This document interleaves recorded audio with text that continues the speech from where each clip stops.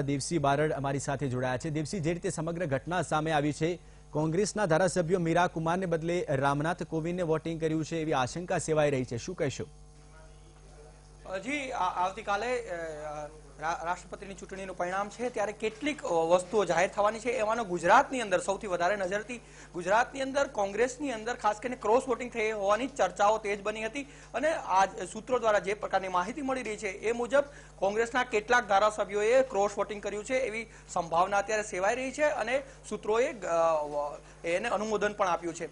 ગુજરાતની અંદર કોંગ્રેસની અંદર શિરસ્થ નેતાગીરીને લઈને કેટલીક અસમંજસ ચાલી રહી છે, વિખવાદ સપાટી પર આવી રહ્યો છે। એમાં કેટલાક ધારાસભ્યો શંકરસિંહ બાપુના છે અને બાપુ અત્યારે સામાન્ય સંજોગોમાં કોંગ્રેસની નેતાગીરીથી વિમુખ થયેલા છે, એની વિરોધમાં છે। આ સંજોગોમાં બાપુ તરફી જે ધારાસભ્યો છે, ખાસ કરીને 7 થી 8 ધારાસભ્યો એવા છે કે જે બાપુના પડછાયાની જેમ કામ કરે છે અને ભવિષ્યની અંદર જ્યારે બાપુ ભાજપ અથવા તો કોંગ્રેસ સાથે છેડો ફાડશે અને ભાજપ સાથે જોડાશે તો એની સાથે જવા માટે તૈયાર છે। આ સંજોગોની અંદર આ ધારાસભ્યોએ કોવિંદને મત આપ્યો હોવાની પૂરી સંભાવના અત્યારે સેવાઈ રહી છે। આવતીકાલે એનું પરિણામ જાહેર થશે ત્યારે સમગ્ર વાત સામે આવશે, પરંતુ એની અંદર જે પ્રકારની સૂત્રો દ્વારા અમારી પાસે જે માહિતી છે એ માહિતીમાં ઉત્તર ગુજરાતના વડોદરાથી કોંગ્રેસ નેતા નરેન્દ્ર રાવત આપણી સાથે જોડાયા છે। નરેન્દ્રભાઈ, જે રીતે ઘટના સામે આવી છે કે કેટલાક કોંગ્રેસના ધારાસભ્યોએ મીરા કુમારને બદલે રામનાથ કોવિંદને વોટિંગ કર્યું છે, આપનું શું કહેવું છે? જે પ્રકારે આપ સમાચાર કહી રહ્યા છો, પરંતુ ચોક્કસથી કહી શકું છું કે કોંગ્રેસ પક્ષના એક પણ ધારાસભ્ય ક્રોસ વોટિંગ એટલે કે મીરા કુમારને જ વોટિંગ કર્યું છે, કોવિંદજીને વોટિંગ કર્યું નથી એવું અમારી પાસે સત્તાવાર માહિતી છે।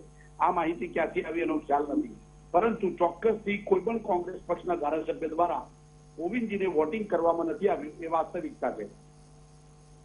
પરંતુ નરેન્દ્રભાઈ, આવતીકાલે પરિણામ છે અને પરિણામ વખતે જો એવી વિગતો બહાર આવશે કે કોંગ્રેસના કેટલાક ધારાસભ્યોએ રામનાથ કોવિંદને વોટિંગ કર્યું છે તો આપની શું પ્રતિક્રિયા રહેશે?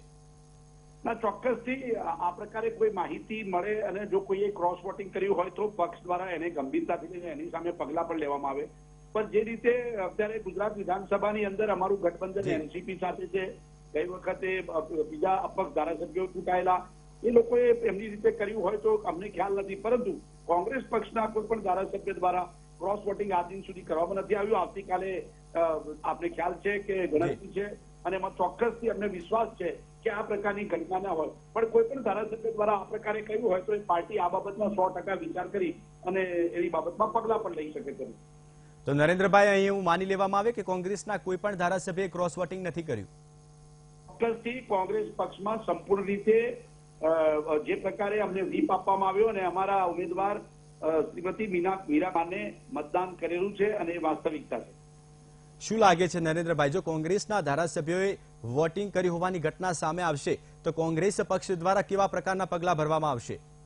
ના, સામાન્ય રીતે આ પ્રકારની ઘટનામાં કોણે વોટિંગ કર્યું છે તો ખ્યાલ ના આવી શકે, પરંતુ કોઈ સત્તાવાર રીતે જાહેરમાં નિવેદન કરે કે ભાઈ મેં કોઈને વોટિંગ કર્યું છે તો કોઈ પણ પાર્ટી હોય, અમારી પાર્ટી પણ એની ઉપર શિસ્તભંગના પગલા લઈ શકે, જે પાર્ટીની વિરુદ્ધમાં કાર્યવાહી કરી શકાય અને પાર્ટીના શિસ્તભંગના પગલાની સામે।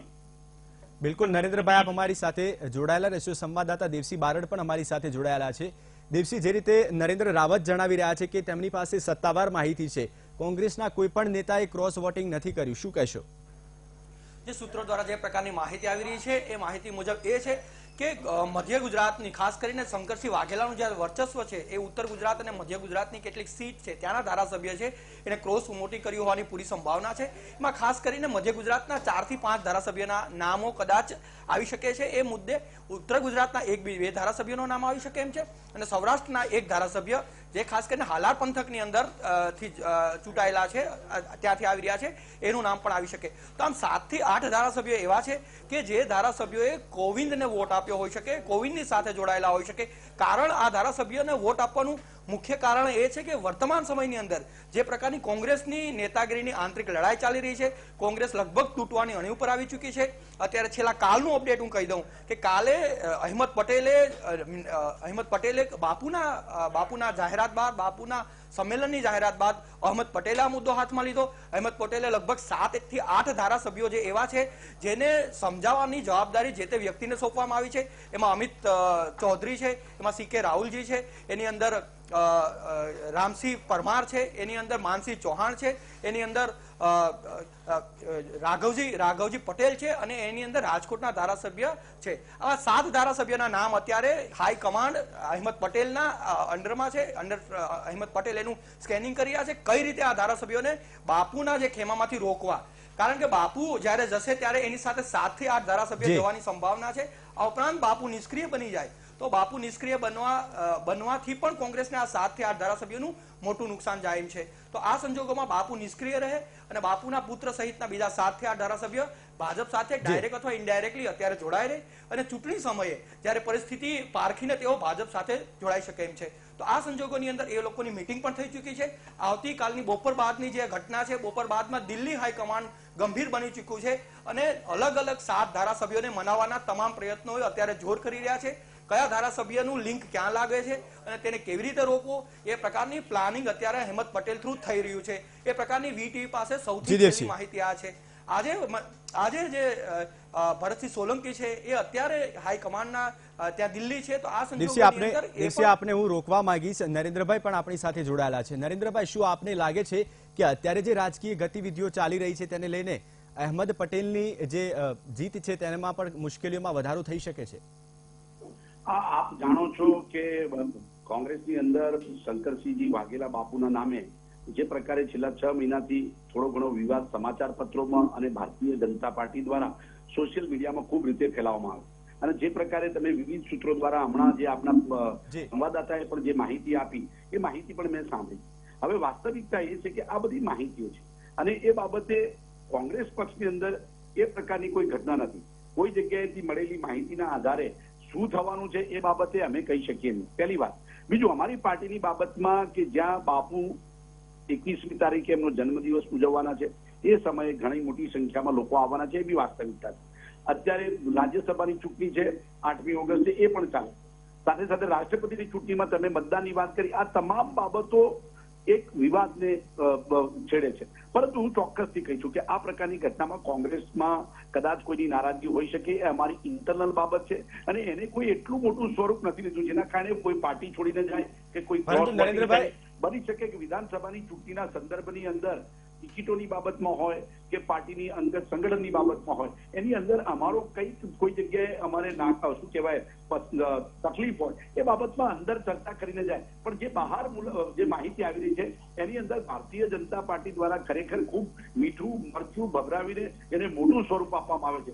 પરંતુ નરેન્દ્રભાઈ, આપને હું પૂછવા માંગીશ કે આપે જે રીતે જણાવ્યું કે અમે જે રીતે સમાચાર બતાવીએ છીએ અને જે રીતે વિવાદ સામે આવે છે અને કોંગ્રેસ તો એ પણ સ્વીકારવા તૈયાર નથી કે બાપુ કોંગ્રેસથી નારાજ છે.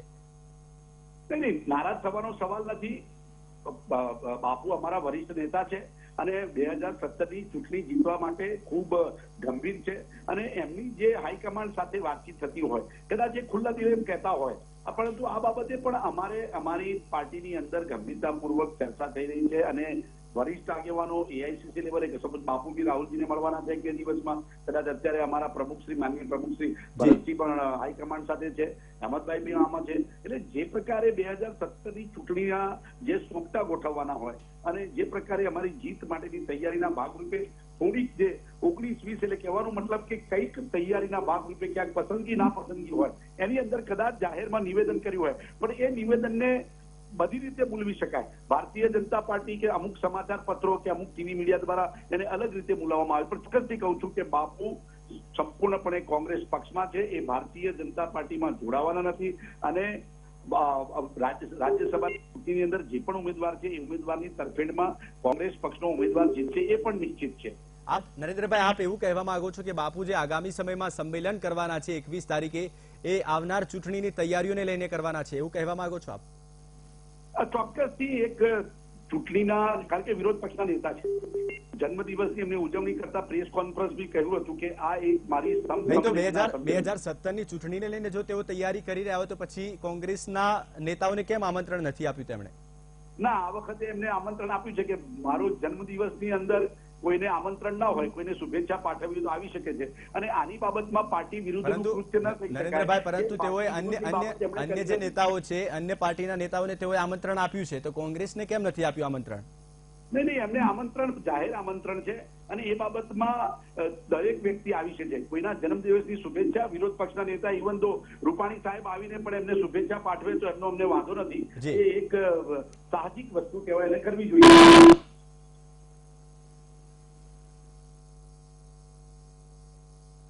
હેલો. જી જી નરેન્દ્રભાઈ, આપનો અવાજ આવી રહ્યો છે. હા, એટલે પક્ષના મોટી સંખ્યામાં અમારા વરિષ્ઠ વિરોધ પક્ષના નેતા છે, ખૂબ અગ્રણી છે, એટલે તમામ લોકો જોડાશે અને એની બર્થડેની શુભેચ્છાઓ પાઠવશે, અને સાથે સાથે તમામ લોકો એમાં જોઈન થઈ શકે છે. એવું નથી કે બીજા લોકો ન આવી શકે. કોંગ્રેસના વરિષ્ઠ આગેવાનો પણ એમને શુભેચ્છાઓ આપી શકે. ગઈ વખતની મિટિંગની બાબતમાં સ્પષ્ટતા કરેલી કે જ્યારે એમણે જાહેરમાં મિટિંગ કરી ત્યારે એમને કોઈ સત્તાવાર રીતે ધારાસભ્યોને ના પાડેલી કે આ મારી પર્સનલ મિટિંગ છે, મારા કાર્યકરોને મારા વિસ્તારને અનુલક્ષીને મારી વેદના વ્યક્ત કરવા માટે એમને કરેલી. આ વખતે એમનો જન્મદિવસ છે, એમને જાહેરમાં સ્પષ્ટ રીતે કહ્યું છે કે કોઈ પણ વ્યક્તિ એમાં આવી શકે છે. એમાં વરિષ્ઠ આગેવાનો હોય, વિરોધ પક્ષના માણસો હોય કે ભારતીય જનતા પાર્ટીના માણસો, એમને શુભેચ્છા પાઠવે એમાં વાંધો ન હોઈ શકે. એટલે આ પ્રકારની પાર્ટી વિરુદ્ધનું કોઈ કામ નથી. પાર્ટીને મજબૂત કરવાની બાબત છે, અને જ્યાં સુધી એમનું સમર્થન ખૂબ ગુજરાતમાંથી મળી રહ્યું છે, અને અમારા વરિષ્ઠ આગેવાન. બિલકુલ નરેન્દ્રભાઈ, આપ અમારી સાથે જોડાયા તે બદલ આપનો ખૂબ ખૂબ આભાર. પરંતુ દેવસી બારોટ પણ આપણી સાથે જોડાયેલા છે. દેવસી, જે રીતે નરેન્દ્રભાઈ રાવતે જણાવ્યું, આપ શું કહેશો?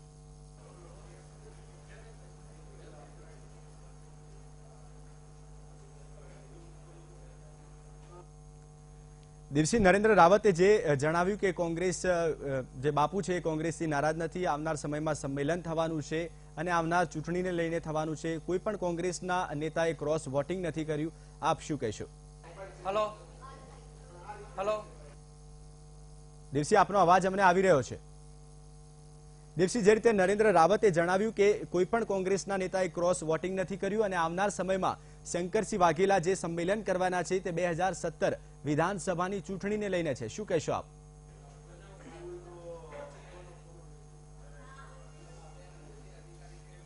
લાગે છે અમારા સંવાદદાતા સાથેનો સંપર્ક તૂટી ગયો છે. તો જે રીતે સમગ્ર વિવાદ સામે આવ્યો છે, તાજેતરમાં રાષ્ટ્રપતિ પદને લઈને ચૂંટણી યોજાઈ હતી, જેમાં કેટલાક ધારાસભ્યોએ ક્રોસ વોટિંગ કર્યું હોવાની શંકા સેવાઈ રહી છે.